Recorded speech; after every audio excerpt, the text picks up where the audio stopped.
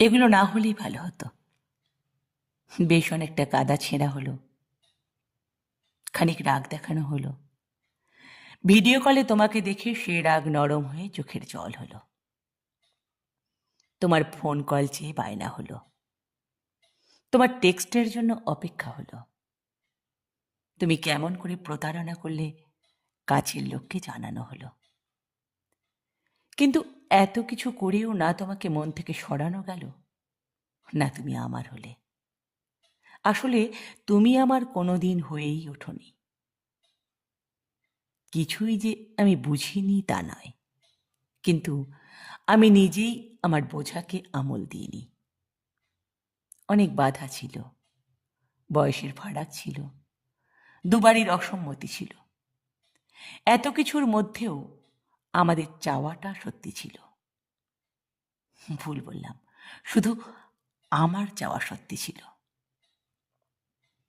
তুমি বলেছিলে তোমার ধর্ম তোমার বড় প্রিয়। যদি আমাদের মিলে যাবার সব দরজা বন্ধ হয়ে যায়, তবে তুমি তোমার সেই ধর্ম ছেড়ে আমার হবে।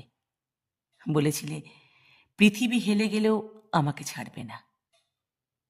এসব আমার বিশ্বাস করতে ভালো লেগেছিল। কিন্তু দিনের পর দিন পার হলেও তোমার না ফোন না টেক্সট আমাকে বুঝিয়ে দিচ্ছিল তোমার এসব আলগা কথা।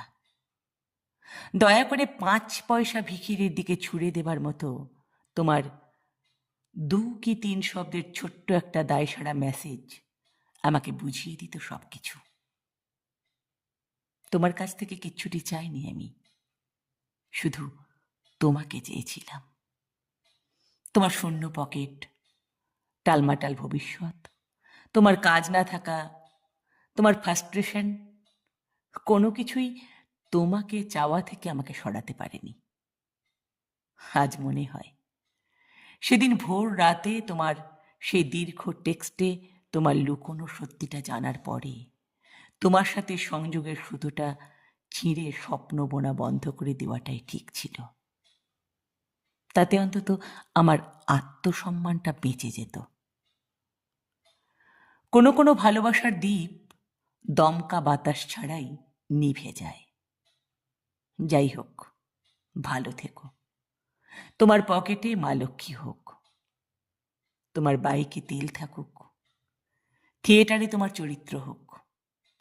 শুধু একটাই বলার কথা, আমার মতো মানুষ যারা ভালোবেসে মরে যায়, তাদের মিথ্যে ভালোবাসার ধারালো ছুরিতে আর কাউকে কোনোদিন রক্তাক্ত করো